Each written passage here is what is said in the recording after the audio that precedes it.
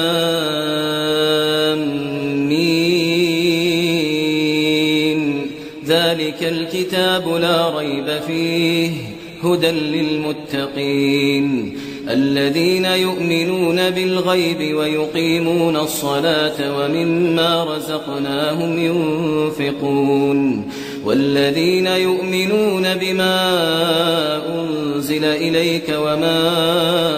أنزل من قبلك وبالآخرة هم يوقنون أولئك على هدى من ربهم وأولئك هم المفلحون